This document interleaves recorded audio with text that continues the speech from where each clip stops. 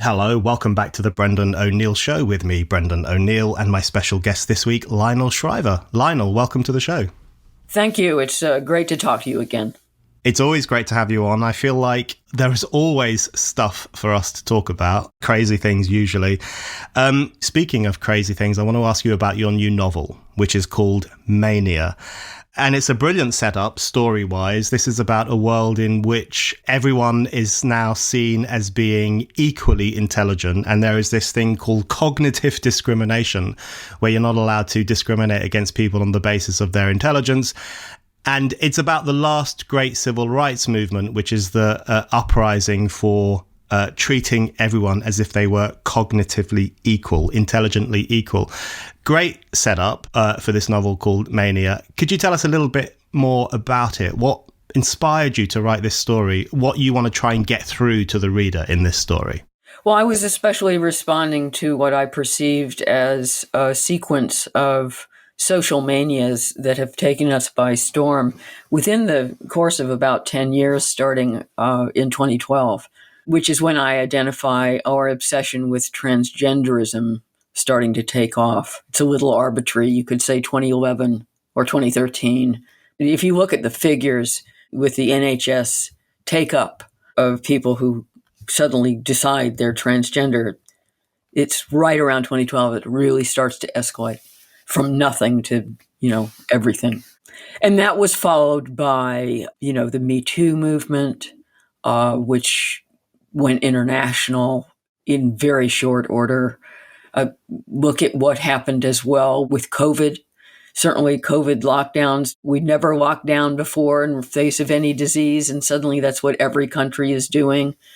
And literally overnight in the UK, we had most of the population perfectly happy to abdicate every civil right that they had considered their birthright the day before, literally the day before. And then there was the Black Lives Matter business, which, really only took a couple of days to go international. And it became a huge mania, even in countries that didn't have any Black people to speak of, which was especially weird. That irrationality is one of the signs that it's a social mania and not just a strong, important social movement. It's a kind of derangement. And I'd also suggest, which we can talk about, that the climate change obsession is definitely another one. And so just taking that little step back, I was looking at everyone going nuts around me and thinking the same things and even using the same language over and over again. I found myself a little outside of all of these things, kind of watching. It's like, what happened to everyone? So I was motivated to write the book because of the larger phenomenon of our susceptibility to sudden social derangement. Human beings have always been prey to this kind of contagion, but I think it's worse than ever. I know we blame social media for everything, so it's boring, but we might as well blame social media for this too. And therefore, in order to examine the phenomenon, I decided to get behind all those manias that I just cited. And so I started the book in an alternative 2011. And I invented my own mania. And given the left's obsession with equality, this whole thing of suddenly we regard everyone as equally intelligent and you can't discriminate on the basis of IQ or any kind of mental ability. That's only a millimeter from where we are now. And, I'm disturbed by the war on merit. I think it endangers us all. It endangers the functionality of our society. It endangers our ability to walk into a doctor's office and be sure that they're not going to cut our head off. So I thought it was a timely subject, but it was also a lot of fun. And I should clarify that it is a novel. It's not a treatise. And it's not just a mechanical working out of what that premise would do to our society, but it's also about a relationship between two women. They've been good friends ever since high school. And little by little, they start to get on opposite sides of this movement. and it has a catastrophic effect on their friendship. And because I have lost friends through this politically polarized period, and it's been quite painful, I thought there were a lot of other people out there who have lost friends, almost always people to the right who have lost friends to the left. And I wanted to explore the way in which politics is infecting our relationships and alienating us from each other. Absolutely. And I often think that dystopias or social satires, I don't know how you would describe your new novel Mania, but they work best when they are, as you've just said, a millimetre away from what's going to happen next, when they really capture something that's in the process, something that you could really imagine happening next in our societies that are already messed up. And you're absolutely right that even an idea such as a society that refuses to discriminate on the basis of IQ. In other words, which refuses to say, well, this person's very intelligent, let's give him or her the job.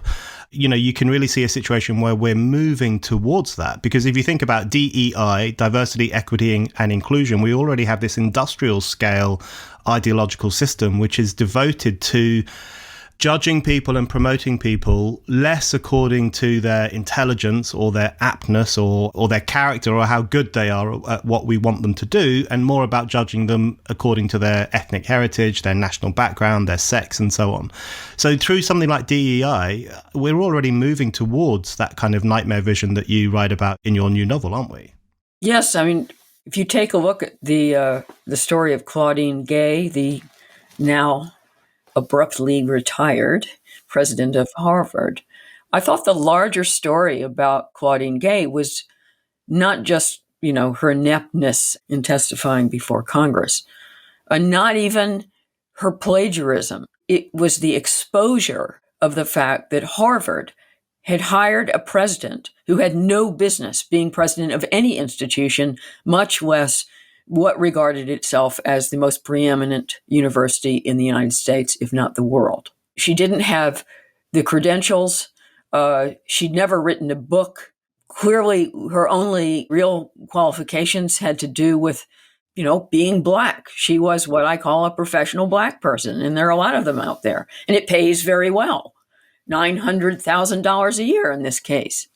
But, you're left looking at this and saying, how did this happen? Well, that is DEI in action. Someone's qualifications are irrelevant. Their abilities are irrelevant. All that matters is they tick the box. And, this was a very high profile example of what DEI is all about. Yeah, absolutely. Right. Okay. Let's talk a little bit more about manias and crazes and what they are and how they happen. So the four that you outlined, and I've seen you writing and speaking about these in the past few weeks, and I have found what you've been saying so convincing and such a useful way to understand the moment that we're living through. And those four in particular that you've mentioned, trans, MeToo, the COVID lockdowns, and Black Lives Matter. And as you say, we might throw in the fifth one of climate alarmism. That's a very useful framework for understanding the various things that are happening within and to our societies. But I did want to ask you a few questions on how these things come about. How do they take root, and how do they take root so quickly? As you say, in the COVID lockdowns, from one day to the next, we went from pretty much cherishing our civil liberties to quite willingly giving them up. Or if you look at the Me Too moment, the way you've described it, I think quite aptly, is that you had some accusations against a nasty big wig in Hollywood, and then suddenly, Harvey Weinstein that is, and then suddenly overnight, women across the Western world were giving voice to all sorts of experiences they had, from the serious to, if we're being frank, the frivolous. Every single relationship or mishap, regretted sex or bad date they had was suddenly being confessed in the public sphere in this very strange way. So the speed with which these things take hold, the way in which they rise to the surface of society quite quickly, I want to ask you a few questions on how you think this happens. You've mentioned social media, but it can't just be social media, can it? There must be other forces at work which make us susceptible to these crazes in the way that you describe. I think identifying how these things come about is really difficult, and I don't have any simple explanation or set of procedures through which these contagions establish themselves in societies, much less all over the world, which is what's happening now. And one of the signature elements of a mania in full flow is that it doesn't seem like a mania at the time. It just seems like the truth. It's just, oh, this is what's happening. This is what's important. This is what we're supposed to think about and what we're supposed to say. Whatever that message is, it communicates itself with incredible rapidity and through all kinds of different media. It isn't just social media. It's also the mainstream media. It's these signals that come in from everywhere. I mean, I look back around 2012, suddenly there were all these documentaries on television about little boys wearing dresses. And at that time, it was mostly little boys. And nobody had ever talked about this stuff before. I mean, it was just an obscure little interest involving small, tiny number of people who were unhappy with their sex and tried to live as the other. Curiosities, if you will. And certainly regarded by the medical establishment as people who were mentally ill. And then I just wonder, how did this come about? You know, how were all the messaging systems coordinated? But also, how was it simultaneously communicated in a way that had a profound effect on me and what I wrote and said in public? You are not supposed to differ with this ideology. You are not supposed to point out anything wrong with it. If you say the smallest discouraging word about this phenomenon, which is supposed to be so wonderful and we're supposed to be promoting, then you will be crucified. And that was the case too. And it was so effective. It was so immediately clear that you couldn't say anything that I pride myself on being immune to this stuff. And I fancy myself also terribly brave, or maybe a better word is stupid. And yet I had enough social canniness to keep my mouth shut on this issue for a good 4 years. And I look back on that with astonishment. And you have to remember also that what seems to be breaking now, and in general, the Overton window widened a little bit, I think about 3 or 4 years ago. And finally, you could start saying, isn't this a little warped? Or, what might these kids grow out of it? Or, my God, you're making them sexually dysfunctional and infertile for life. Is this a good idea to do to children? It became possible to say that. But don't forget how absolutely against the rules it was to say anything up until that point. And you would lose your job and you would not be able to publish anything. I mean, it was an absolute rule. So when I finally wrote something about it in 2016, this was before, the rules changed a little bit. I knew I was doing something extremely dangerous. Now, what's fascinating to me is how, therefore, not only did the contagion itself spread, but so did the message, you better keep your mouth shut if you have a problem with it. And that's the same with climate change. You don't want to be regarded as a denier, and you're going to suffer serious professional consequences if you question the climate narrative. If you're a regular listener to this show or a regular reader of Spiked, why not become a Spiked supporter? Spiked supporters is our thriving community of people who donate to Spiked. Anyone who gives £5 or more a month or £50 or more a year can become a Spiked supporter and get access to lots of exciting perks. Spiked supporters can comment on articles, get free and discounted tickets to events, get a discount on all items in our shop, and bookmark articles as you browse. This is our way of saying thank you to all of you who fund our work. Spiked is completely free, and yet you still hand over your hard-earned cash to make sure that anyone, anywhere can read us and listen to us. We're incredibly grateful for your generosity. If you don't give to Spiked yet, now is the perfect time to start. Just go to spiked-online.com/supporters to set up your donation and your Spiked supporters account. That's spiked-online.com/supporters. I do want to ask you about the other manias, especially the lockdown one. But the trans one is a good example of a good issue through which to explore how these things take hold, but more importantly, how they spread, how the contagion spreads. Because one of the things that was most striking to me about the trans mania, and it really is a form of mania, when you have relatively significant numbers of young people submitting themselves to the most extraordinary forms of mutilation and bodily mortification and the purging of their sinful or incorrect sex and their replacement of it with this kind of pretend sex, this fake sex. It does echo the way in which some female saints behaved in the medieval era, when they would very often purge their female bodies. They would cut their breasts, they would scold their private parts. They had this kind of violent contempt for their own womanhood, and they would often take extreme measures in order to prove their godliness, to try and be closer to the male specimen in order that they might be closer to God. So that was a mania amongst sections of female society in the 14 and 1500s, and you see a very similar mania today amongst growing numbers of girls, as you say. Ellen Page, for example, successful young actress, if you read her autobiography, it's entirely like the biography of a medieval saint in terms of how it describes what Ellen Page did to her body, the deprivations and the violence she visited on her own body. So definitely a kind of mania, unquestionable. But I wonder, what role do the institutions of society play in allowing a mania to go from being something that might be done by a handful of unhinged people to being something that becomes a social phenomenon with real force? So the way in which the NHS rolled over in response to all of this, the police, the army, hedge funds, banks, the political class, all of whom were waving the trans flag and repeating the trans mantras, trans women are women, etc. To what extent is their cowardice or their search for a sense of virtue a complicit force in allowing the cranky behaviour of small numbers of people to become a social phenomenon? Oh, I think you've put your finger on it. That's really what makes the mania take hold, is that the institutions that are supposed to hold the line and have a larger view of a society's well-being, and therefore not allow the entire country or locality to be captured by a goofball idea. They've completely capitulated in every single instance.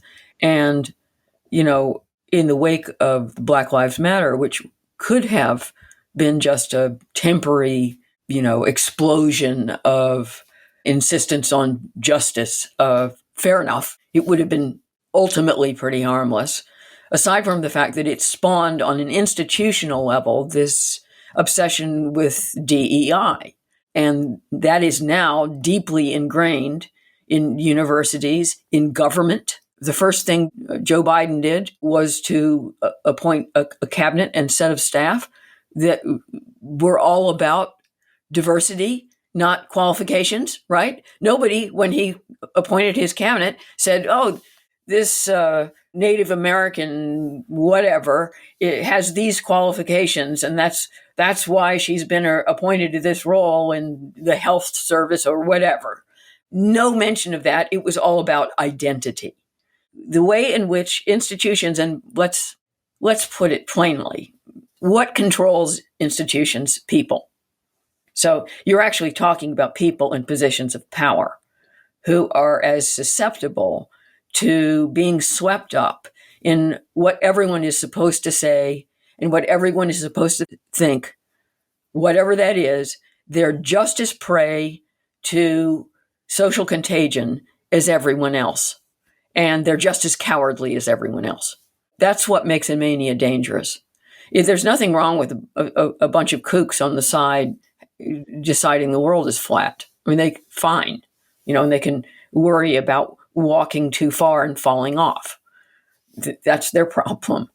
But it is a problem when every level of your society, every institution of your society embraces that. And I do think that one of the most forbidding examples is the National Health Service embracing what is ultimately a misogynistic vocabulary in order to please the trans activists.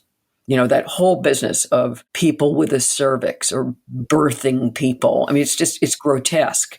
And the same thing has happened in the United States, so that it's now completely normal on newscasts never to talk about pregnant women. Basically, it's become a style issue. It's that deep. Yeah, the misogynistic language of it all is extraordinary. But I wanted to ask you on the question of people in positions of power, and you say that they are just as susceptible to the spread of these mania as the rest of us. I wonder if it might be fair to say that they're more susceptible, because I did want to ask you about who is responsible for these manias, but also who is allowing the manias to sweep over them most of all. So if you look, for example, at I guess all four of those manias, lockdown is slightly different. And I do want to ask you specifically about lockdown, because that was something that huge numbers of people bought into, sometimes in a very uncritical way. But if we look at the other three, trans, MeToo, BLM, it did seem to me that they were very often the pathologies of the upper sections of society. So if you look at the trans idea, for example, when I speak to normal people in my life, young people buy into it, unquestionably. They often have the pronouns in their bio and so on. Middle class, upper middle class people buy into it. It's the way in which you demonstrate your moral fitness for polite society very often is by saying trans women are women. It becomes something you have to adopt in order to be a member of the in-group. But there are other people out there, older people, ordinary working people, who will very often say, this is a load of bollocks, isn't it? This is just not true. And that person is not, Eddie Izzard isn't a woman. That makes no sense. And you see that on the other manias as well, although lockdown is a slightly separate one. Do you think there are some people who are more susceptible than others to this stuff? And do you think there is still a section of society out there who, even if they might be a very silent majority, they are kind of holding the tidal wave back, at least in their own lives and at least in their own homes and their own families? Yeah, I think a lot of what spreads this is competition for status. And however the message goes out at the top, you get it sometimes earlier than other people, which is one of the reasons you're a successful person and in a position of power, because you get the signals, you pick up what's in your interest, and you know how to promote those interests. And it's like, oh, if I get out ahead of everyone else and talk about how important it is to employ Black people, regardless of their qualifications, in as great a number as possible, then I'm going to be admired. I'm going to keep my job rather than lose it. In spite of the fact we're going to fire everyone else in order to hire all those Black people. It is a survival mechanism. It is how you gain status and power or keep it. And it's been interesting to watch, for example, because these manias are not exclusive to each other. I mean, they interact a little bit. And I think that as the obsession with race has grown, especially in the United States, the trans thing came along and it presented white, middle class, and often upper middle class families and parents with an opportunity for getting in on the identity politics gravy train. In other words, if you had a trans kid, it was, the ultimate status item. It sure beat, a designer handbag. And it definitely beat a gay kid. A gay kid was passé, and at the same time, I don't think had entirely lost its stigma. So that's the worst of all possible worlds. It's still a little bit shameful, but at the same time, it's not out there in the forefront of the civil rights movement. Everyone thinks, okay, you've got a gay kid, he's got civil rights, now he can get married if he wants to. Not interesting. Still somehow a little disappointing, isn't it? So the trans kid solved this whole thing. And it also meant that, white parents could claim to be part of an important and vanguard civil rights movement. You have this phenomenon of particular locations. It's usually urban blue cities in the U.S., where the number of trans kids was huge in comparison to the rest of the country. Part of it was that communicating within the locality, that social contagion, but it also had to do with the nature of a certain kind of parent.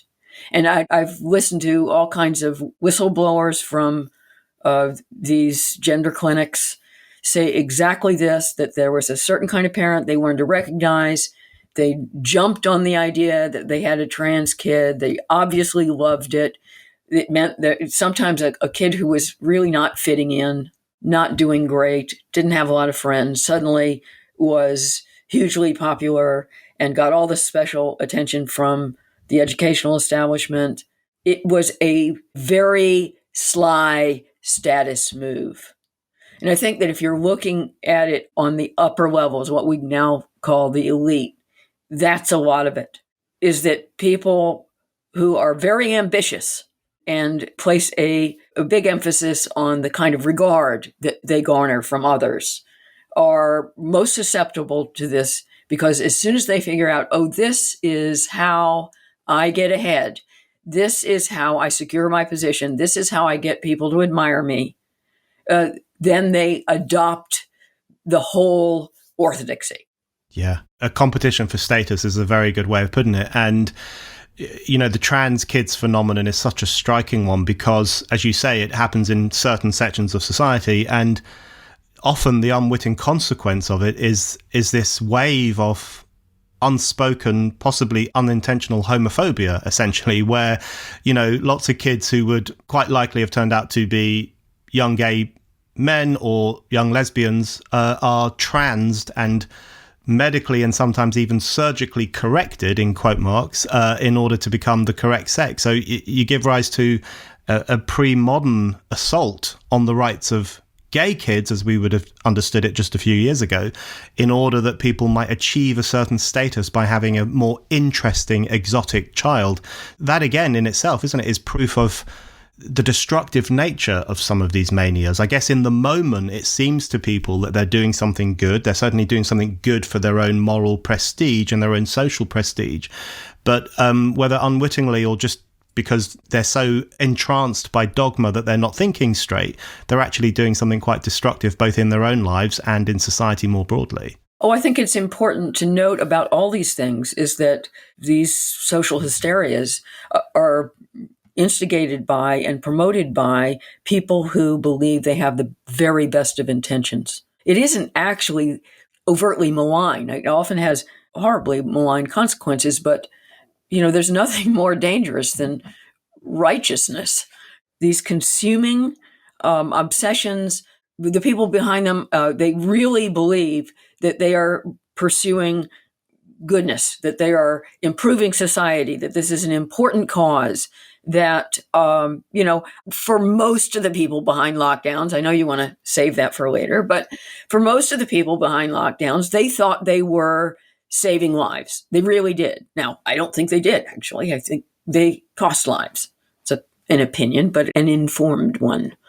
But I wouldn't accuse the powers that be of deliberately going out to kill people or merely being motivated to exercise their power to close up their societies and keep everyone home out of a kind of sadism. That's what's baffling about these things and deeply disturbing. I mean, even the climate lobby, you know, they think we're all about to die. Well, I don't share that view. And I think having that view has all kinds of unintended and terrible consequences, not least of which is we're heading for not having any electrical power and having everything that we own be powered by electricity.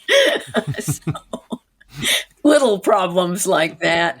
But point being, it's driven by virtue. It's out of control virtue. It's under-examined virtue.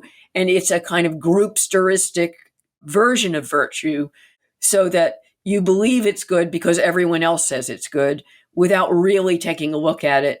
Most problems, if it is a problem, they're going to be complicated. It's not going to have a simple answer. The climate, for example, is hugely complex beyond our ability to construct a computer program that will imitate it. But people don't like complicated answers to things. So that's another problem, that people are attracted to the simplistic. You know, during MeToo, it seemed as if you could reduce male-female relations to men are all assholes and treat women atrociously, and finally the women have had enough. And that was it. There was no more complication than that.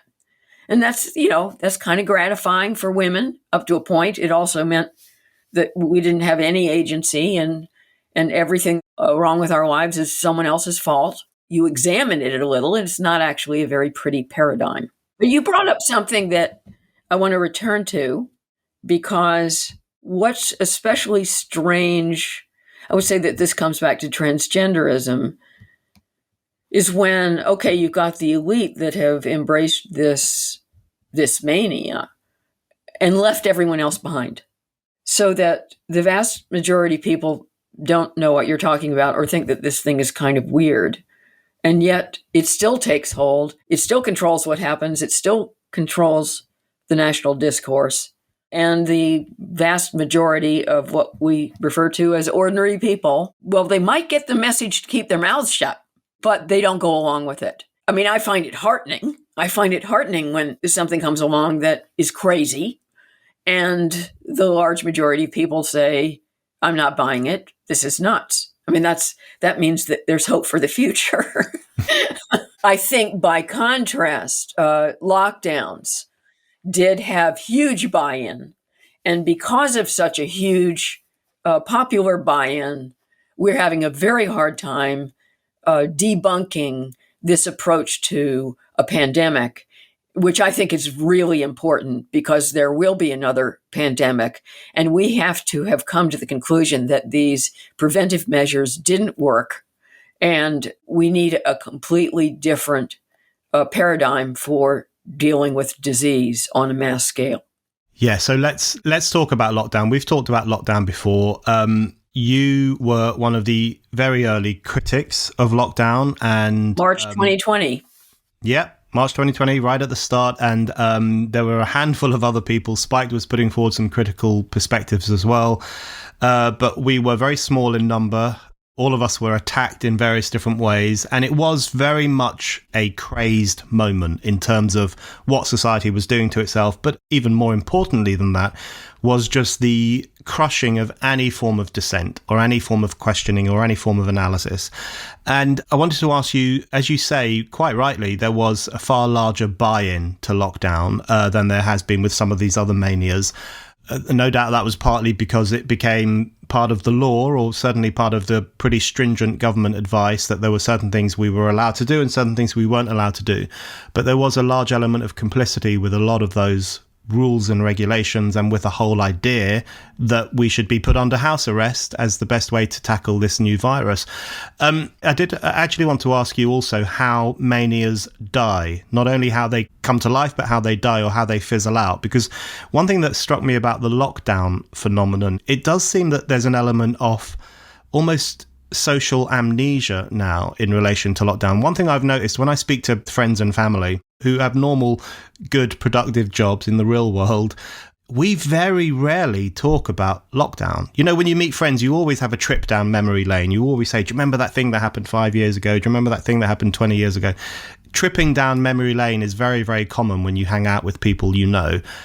But it never happens with lockdown. People never say, do you remember when we weren't allowed to leave the house for 6 months? Or do you remember when they put yellow tape on park benches? Or do you remember when they wouldn't let us go to the park and they set up a hotline so you could snitch on your neighbours? People very rarely reminisce on those things. And actually, I find that a lot of people are forgetting them already. And I often remind people and say, listen, do you remember we were only allowed to leave the house once a day?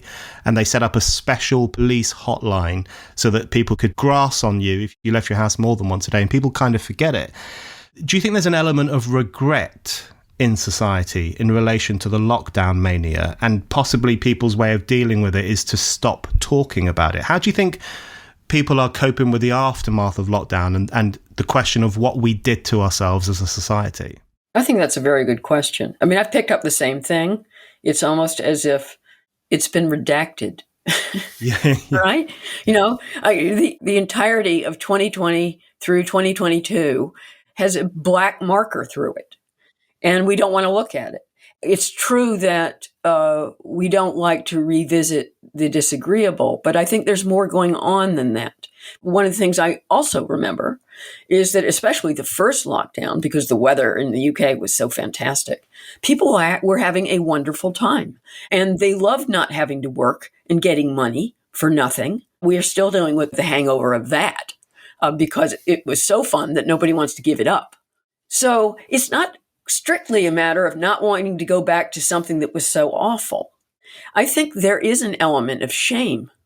I think whether people are conscious of it or not, and that evasion that you're picking up suggests it isn't conscious. But then shame doesn't have to be, does it? And there's a sneaky little feeling that we all went along with something that was, in retrospect, a little nuts, completely inconsistent, utterly ineffective, and also a regime that very few people stood up to. And that is shameful. At the time, there was a small group of Americans in red states that protested over the lockdowns. And I was greatly relieved at that. They got bad press, of course. It was, these atrocious barbarians who want everyone to die. It was a relief to see somebody getting a little irked, right? Yeah. Whereas you saw very little of it in the UK. And Spiked was one of the only places that said, excuse me, is this a good idea?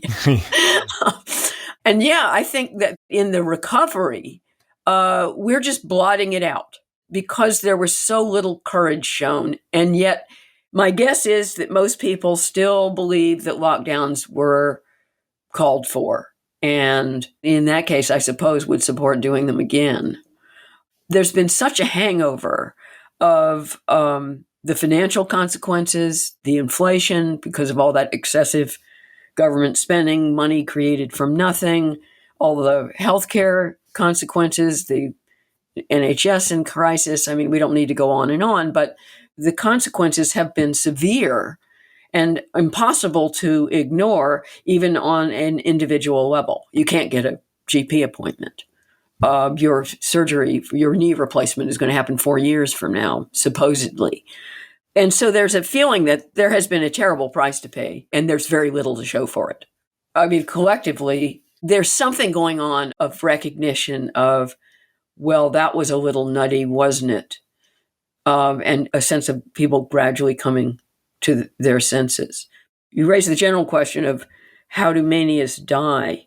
And my sense is they die very quietly, slowly, and tacitly.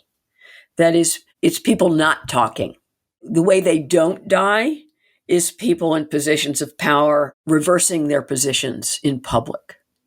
That's not ever what happens. And what also doesn't happen is anyone apologizing. You'll never get any apologies. You never get any recognition from the people who have really gone nuts with this stuff, whatever the mania is. They're never going to disavow it.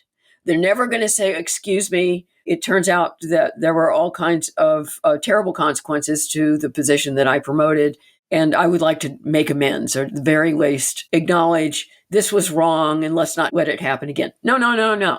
Also, you never have people held to account. So all the people who brought in lockdowns, they're fine.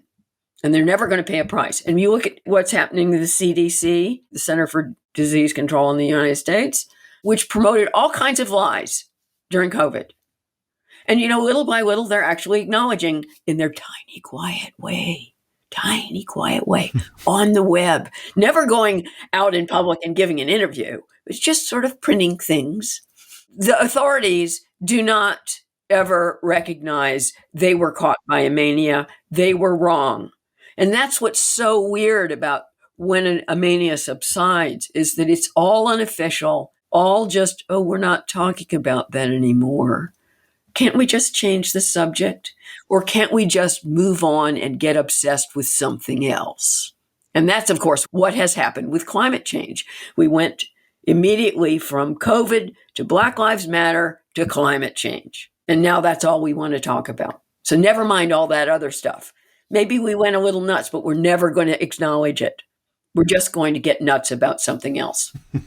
That is an excellent description of how manias die. And you've put into words what I've been thinking about, how if they do die, and sometimes they do, they tend to fizzle out and people just look the other way. And there's a shamefacedness, but it's never really a spoken one. And the problem with that, of course, is that we never have a real reckoning with what happened. And even the COVID inquiry is not a real reckoning with what happened. But what I found speaking to people is that, and this is, I think, probably a testament to how deranged that particular mania was, is that I sometimes wonder if I myself am going mad. So I was having a conversation with a friend fairly recently where they were justifying some of the measures that were taken. And I was saying, but don't you remember the time that the police in the Peak District dyed a lake black in order to discourage people from walking by it and force them to stay at home? And he said to me, that didn't happen. You've made that up. And I thought to myself, oh, maybe I did make it up. So I Googled it and it really did happen. Police in the Peak District. It's near Buxton. There's a beautiful turquoise lake. During lockdown, people were walking their dogs by it and taking a stroll. And the police dyed it black. They boasted about this and said, we have dyed this beauty spot black in order to discourage you from going anywhere near it and forcing you to stay at home. And when things like that happen, I mean, if you put that in a dystopian novel about a society that had lost its bearings, people would probably think that was too far into the realm of imagination. But it really did happen in our society in March 2020. Desecration of nature in order to punish the citizens and encourage them to stop looking at this beautiful thing and instead to stay home and watch the TV news and hear about how many people have died. Don't you think there's often an unwillingness, precisely the kind of tacit nature of the fizzling out of manias, as you very well describe it, there's an unwillingness or at least a flat-out failure to have a reckoning with how mad our societies have gone over the past few years and how we might avoid doing that in the future? What we're talking about, it is society-wide, and therefore it involves so many people. There's so much complicity. There's so many people to hold accountable. I mean, if you wanted to hold people accountable for lockdowns, how would you do it? I mean, it's the entire British political establishment. It's the entire American political establishment with a few states accepted. What would you do to them all? I mean, and even on a popular level, so many people have gone along with it that there's too high a price to pay to recognize, oh, I got on board with that and that was a little nuts. And that creates a self-mistrust that is uncomfortable. We'd all like to imagine that we're independent thinkers and we make decisions on our own, on the merits. That's very important to me about myself. I'm also a human being. My detractors wouldn't believe that, but I surely have my blind spots and am likely to sign on to this, that, and the other thing that in retrospect is a bit nuts.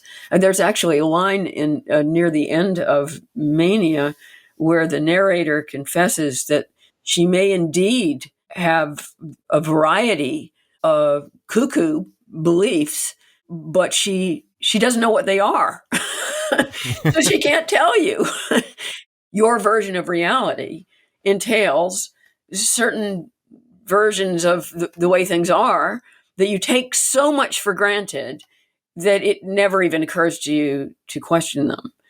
So the whole phenomenon of the social mania is upsetting to our understanding of ourselves, that we want to be independent, wise people who look at the evidence, that we're not conformists. What we believe is not simply controlled by what other people believe, but to a horribly large degree, that is the case. And it's probably the case with me too, to coin a phrase. Hi, it's Brendan here. I just wanted to remind you that you can still buy my book. It's called A Heretic's Manifesto, Essays on the Unsayable. And I've really been blown away by the response to it from readers, reviewers, Spike supporters. People really like this book, and I think you're going to like it too. It covers all the insanities of our time, from climate change hysteria through to COVID authoritarianism, through to the trans ideology. And it basically makes the case for more freedom of speech, more debate, and more heretical thinking to challenge the conformism of our times. So what are you waiting for? Go to Amazon right now and order my book, A Heretic's Manifesto, Essays on the Unsayable. And now, on with the show. There's another way, of course, in which manias die as well, which is less through the kind of fizzling out or just throwing a blanket over it and hoping that people forget about it. And people sometimes do forget about it. The other way is people take action intellectually or physically in the world that says, look, you've gone too far now, we're going to do something about this. And I think a good example of that is the trans one. And as you say, the Overton window on trans has shifted maybe 3 or 4 years ago.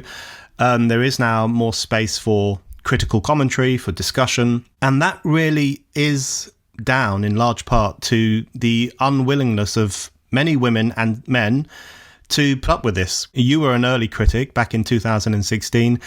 Spiked was an early critic of some of this stuff too. We saw the misogynistic element of it, the homophobic element of it, the profoundly illiberal, irrational element of it fairly early on, I think. And there were other voices as well. And of course, then you have the voice like J.K. Rowling who gets involved, and that has an immeasurable impact on the willingness of other people to think a bit differently. Is that a reason for hope, do you think, that even in an era of manias, the capacity of people to stand up and give the more reasoned take and to say this is going too far, this is becoming far too destructive, and it's built on a tissue of lies, the capacity of that to shift the discussion or open the window a bit is still there, even in these quite deranged moments?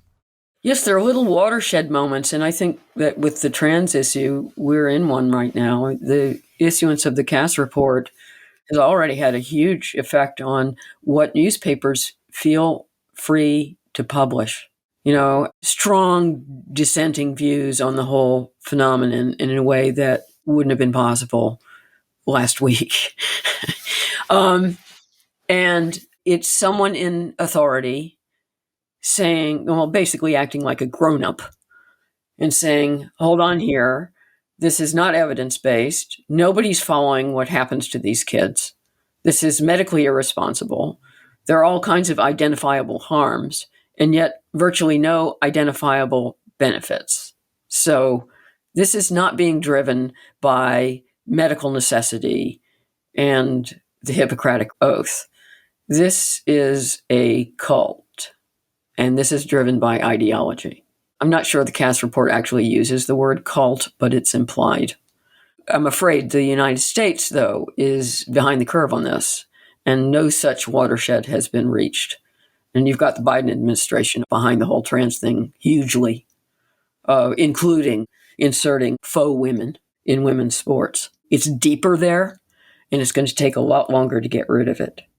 But you know that there is something about the kind of mania we're talking about, because it's at its root irrational, not based on evidence, based on passion, some view of the world that suddenly seems to explain everything or is attractive for one reason or another, if only that it seems new. They always die eventually, because the irrationality eventually reveals itself. There's a hollowness or an inconsistency in thinking this way and proceeding according to these assumptions that just doesn't work in the long term.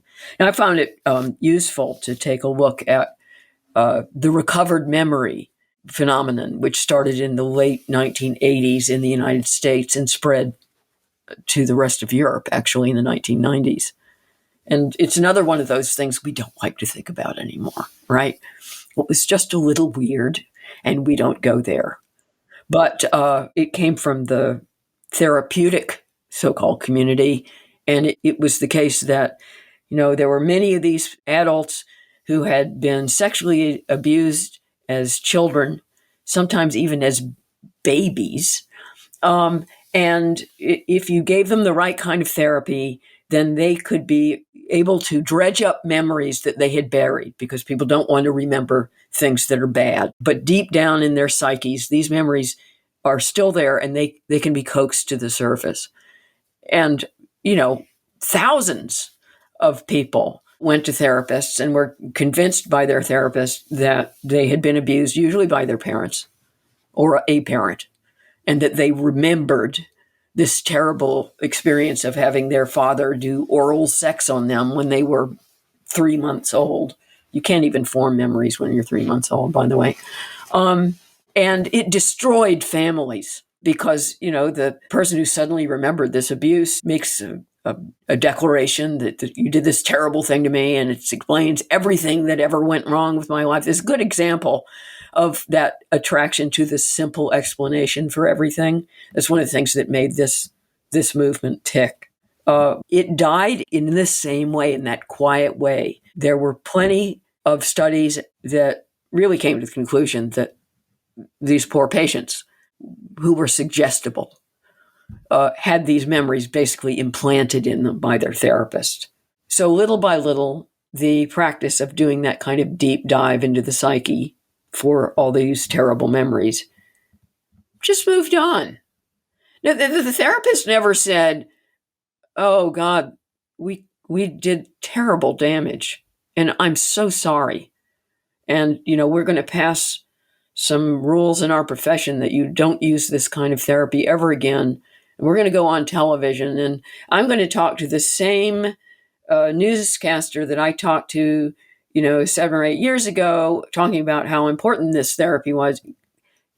This kind of testimony of these so-called memories were actually accepted in U.S. courts as factual testimony for several years. So you didn't ever have these people going on TV and saying, "We were mistaken. This has been incredibly destructive." Nope. Shut up. They did a different kind of therapy. And I'm not convinced that there were a lot of patients who came back to their families and said, "That was wrong. That never happened to me. It was obviously a false memory implanted by my therapist. I'm sorry I caused you so much anguish. Can we patch things up?" I'm not convinced. Yeah, I think the recovered memory movement is such a good example, an early example of modern society's susceptibility to manias and crazes and to incredibly destructive forms of intervention into people's lives. It was really rampant in the United States, but in Britain, we also got the recovered memory movement to a certain extent. We got the satanic ritual abuse panic. There was the Orkney child abuse panic, and in Cleveland as well, where very often large numbers of children were taken away from their families on the basis of events that simply didn't happen. And, taking a child away from their parents is just about the most serious thing a state can do.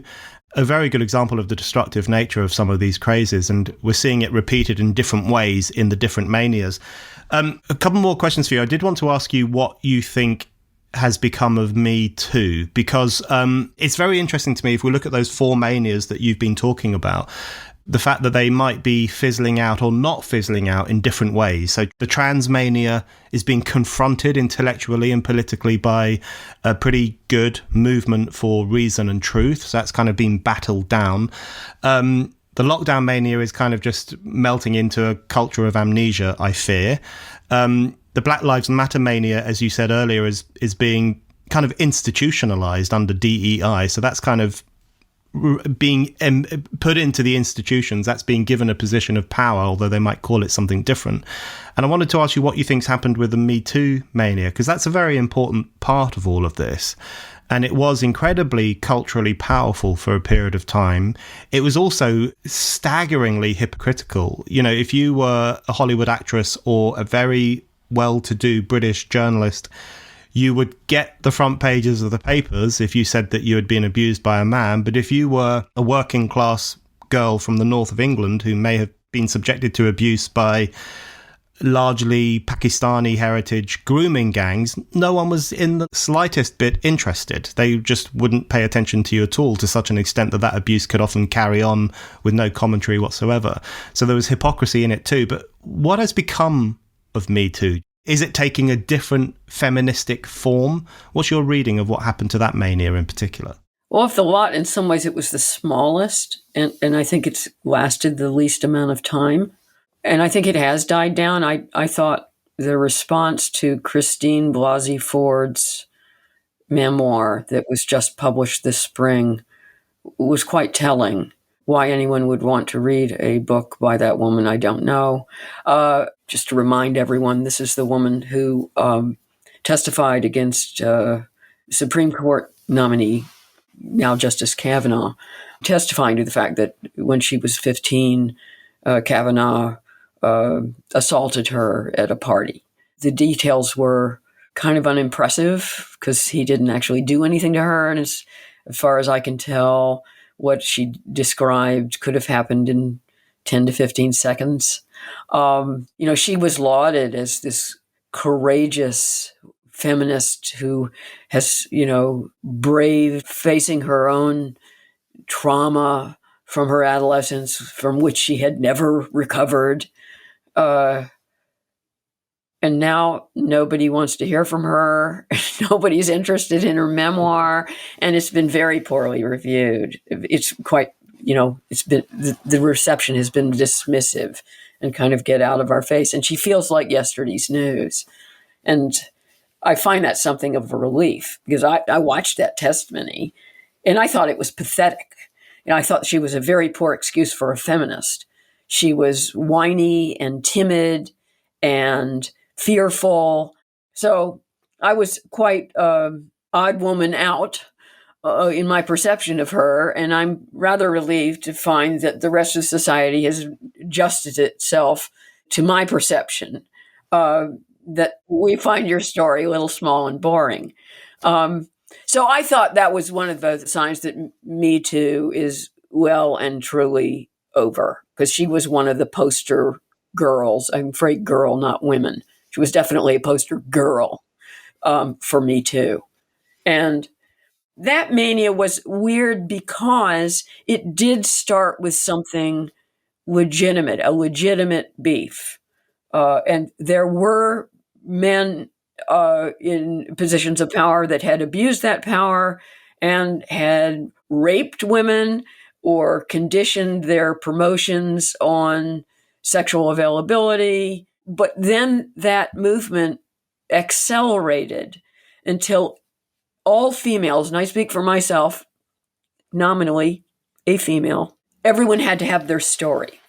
And it had to be a story of abuse. If you didn't have a story of having been abused, then you were just nobody. This was a status symbol. The story was the status. That was the handbag. And it grew incredibly petty and also vengeful, so that people were taking out their grudges or going for figures in positions that made it satisfying to take them down. You knew a famous writer, and maybe you'd kissed him once, and then, goodbye, Juno Diaz or something. And it brought out the worst in my sex, I'm afraid.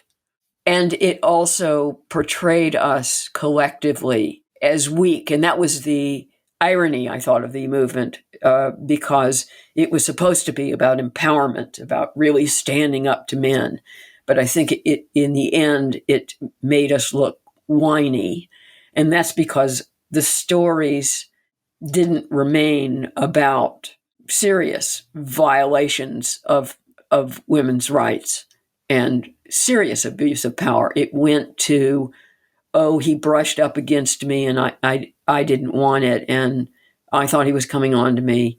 And it also started to be so touchy that it imperiled the ability of men and women to get along with each other, much less to mate with each other and have children and get married and fall in love. All the good stuff was out the window.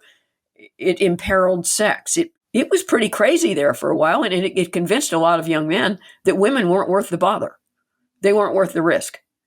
Stay home with your porn. It's safe. It's not going to get you into trouble. And I was completely sympathetic with that. And I think that there has also been a hangover of the Me Too movement, of just a set of men, young men, who should be out there looking for mates, looking for girlfriends, looking for companionship, looking for sex, who have given up on it because the women are so hysterical. And you never know what you're going to do that's going to set them off, and it might get you into terrible legal trouble. So, just forget it. Forget the whole thing. And I think that is the most damaging consequence to that movement. That, and of course, it did wreck a lot of careers. A few of those people are coming back, not all of them. Yeah. I've often thought that it's interesting that lots of feminists complain about porn culture, and I think they raise lots of pertinent complaints about porn culture, but they also maybe unwittingly gave rise to a situation in which porn often seems more attractive to young men in particular than the idea of going out there and taking a risk and asking a girl if she wants a drink or a date or sex. You can't, on the one hand, atomize the sexes and rip them apart from each other, and then on the other complain about the technological ways in which people pleasure themselves, because there does seem to be, to me anyway, there seems to be a relationship between those two phenomena. Okay, Lionel, my last question for you is, it would be remiss of me not to ask you, given that you are an American person, even though you live most of your time in the UK, what's your view of the upcoming presidential election? Who will you, or would you, or might you vote for if it's a clash between Trump and Biden? Or is that just so unappealing that you wouldn't get involved at all? What's your take on where American politics is at over the next year? Actually, I was just grilled on this by a Spectator podcast. It drove me into paralytic incoherence. I am part of the 2/3 of the American public that doesn't want to vote for either one of those characters. And I have an easy out because I'm registered in New York. That's a blue state. It's going to Biden with or without me. Doesn't matter. It's a foregone conclusion. Always goes Democratic. And therefore, I have the luxury, if I want, to vote for RFK Jr. I have to confess, with limited enthusiasm, if nothing else, voting for someone who's not going to be president is not that satisfying. And he has some questionable views. I don't think he's as much of a nut as the New York Times has tried to characterize him.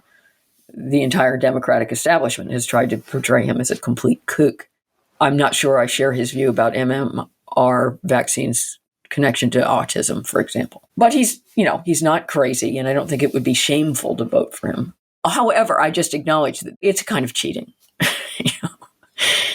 because either Biden or Trump, barring an act of nature, some deus ex machina, or maybe the hand of God reaching down from the sky and picking one or the other of them off the planet. One of them is going to be president. And if I were in a swing state, I would not be able to afford that kind of luxury voting, if we can coin another phrase. And I'm really not sure what I will do. I find it almost impossible to imagine myself voting for Trump, partly because it has been very useful to me in public discourse to establish myself firmly as not a Trump supporter, because that comes with so much baggage. You get lumped with a crowd I don't necessarily want to be lumped with. And I don't like to lie in public either. So if I did vote for Trump, I'd feel that I'd have to confess to it. I hate the idea of voting for Biden. I think the risks with Biden are as great. I am horrified by the idea of his dying in office and leaving us with Kamala Harris, which is in some ways the very worst of consequences. I do not like his far left record. I don't like the racial preferences he's pushed. I found him quite anti-democratic, despite the fact that he's trying to push the idea that, of course, Trump is a threat to democracy. I think they're both threats to democracy. Biden has been heavily behind censorship on an institutionalized level. I have been deeply offended by the fact that his high-handed executive action in terms of forgiving hundreds of billions of dollars of student debt, which, by the way, that's just transferring the debt to the taxpayer. He did that without Congress. It went to the Supreme Court. The Supreme Court said, no, you can't do that without Congress. Congress controls the purse strings constitutionally. Sorry, that's null and void. He turns it right around, uses a slightly different legal excuse for doing it, and then carries on, forgiving billions and billions of student debt as if the Supreme Court had never ruled on this matter. That makes my skin crawl. I mean, Trump is always a wild card. I did not like the fact that he wouldn't accept the results of the 2020 election. I did not like January 6th, although I don't think it was a serious attempt to overturn the election. I don't like him personally. And I am very sympathetic with people who just want to stay home. So if I were in a swing state, I'm sorry to admit it, and maybe I will come around. And I guess the chances are higher that I will still vote for Biden. But I say that sick to my stomach. And I just think the way forward is pretty grim for the U.S. Either president looks bad to me. Trump looks crazy, and Biden looks weak. So in an international perspective, what's more dangerous? Probably weak. I think it's not an accident that we've seen all these things happening during the Biden administration. He looks frail. He loses his train of thought. He often simply can't talk. I saw a news report, I think it was PBS, just a couple days ago. They used subtitles underneath Biden talking. He's speaking English. But he was his usual kind of mumbly, indiscernible words trailing together, no consonants, and they had to run subtitles. That tells you a lot. So I don't have an answer for you right now. I don't. But we'll see if something changes between now and November. That's fair enough. Lionel Shriver, thank you very much. All right. It's always fun to talk to you, Brendan.